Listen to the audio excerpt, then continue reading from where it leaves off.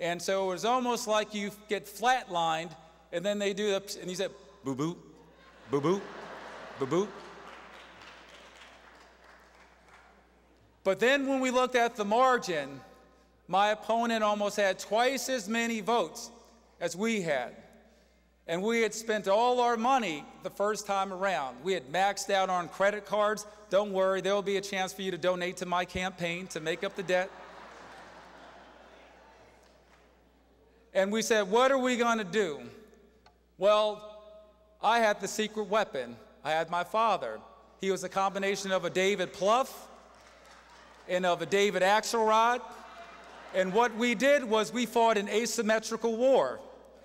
And so they had all the troops, they're all lined up, but we're in the trees, we were buying the cars. And they were saying, where are they coming from? And they said, but they'll never, never make up the margin, because most of the votes that they're going to bring the opposition, they're in the senior homes. But what they didn't know was the political winds were shifting. And senior after senior pulled me to the side and said, baby, don't worry about it.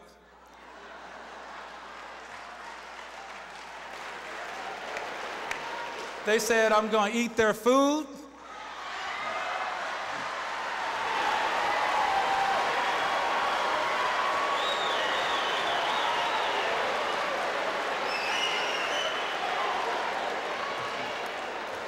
I'm going to listen to their music.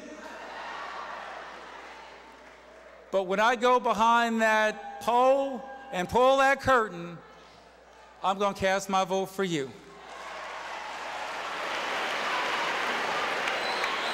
And so when election day came, and you know, and I don't refer to them as senior citizens, I call them seasoned citizens, because they're seasoned with all the knowledge and the wisdom that we're going to need so very much during these difficult times.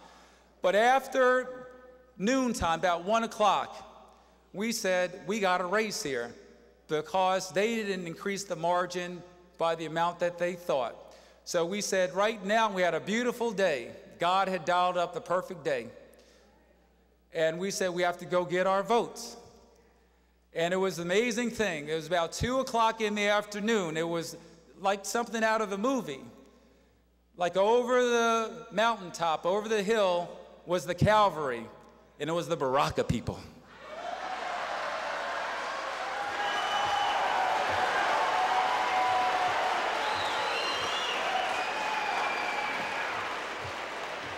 It wasn't just 5 of them. It wasn't 10 of them. It wasn't 20 of them. They're close to 70 or 8 of them. They had the clipboards. They had all the committed voters that we had worked so hard together banking. And from 2 o'clock until the polls closed at 8 o'clock, we went to reap the harvest.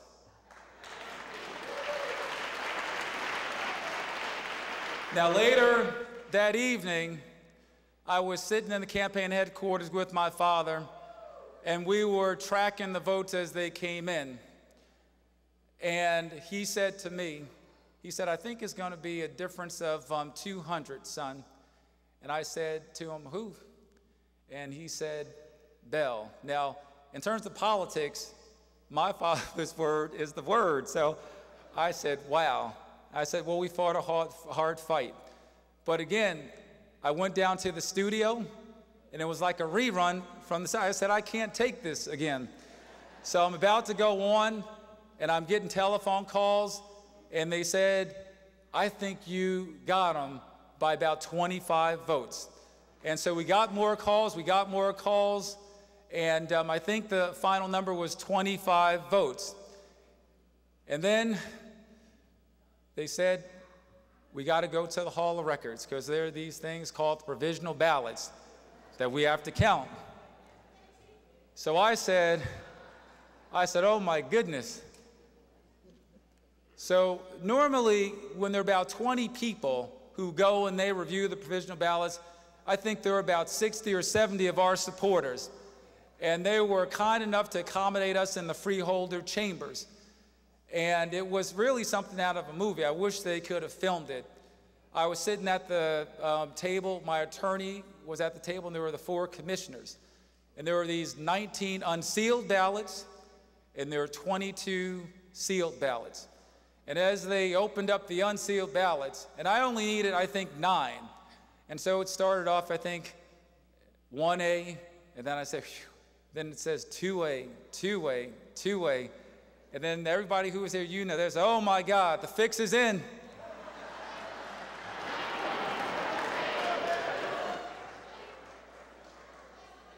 But then after the 19 unsealed ballots, I had to get about 4 more, and there are 22 sealed ballots. So then they start to open them one at a time, and they said 1A, so I crossed it off, 2A, 2A. And then they said 1A, then I had 1 more to get. And when they said 1A, I looked to our 60 people and clenched my fist, and I said, we got it. It's official this time. A couple of weeks passed, then our attorneys got a call. Said somebody want to look at the ballots again. I said, you can't write stuff like this. So Mr. Bell went to the Hall of Records, and my brother went to the Hall of Records, and they let him examine the ballots. And at some point, they asked him if he wanted to look at any more ballots. He said, no, I'm done. And so that started, for me, the healing of our Central Ward. I tried to reach out to Mr. Bell. I have nothing but respect for him. I just thought I could offer something different for the Central Ward.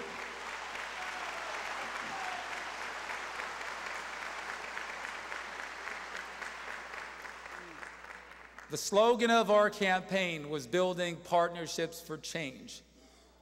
And in all due respect to the other 4 wards, all wards lead to the Central Ward. There are amazing resources and partners in the Central Ward. We have 4 great universities, and I've talked to most of the presidents about wonderful and exciting things that we can do. We have big businesses, and I've talked to Al Copy. I'm looking forward to talking to him again, and how we can engage the members of the Newark Alliance to do great things in the ward. But we have 32 districts with 55,000 residents, and that is the key to our success.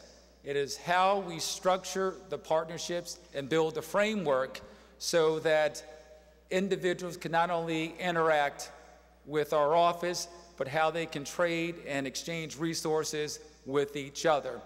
And so, to echo what my council colleagues have said, we have difficult times ahead of us, but when we have the residents informed and on our side and watchful over us, because institutions don't change on their own, they have to be changed by people on the outside who pressure that change.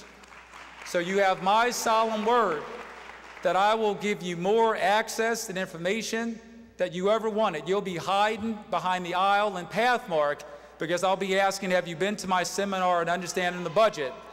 Have you been to my workshop on understanding how government works?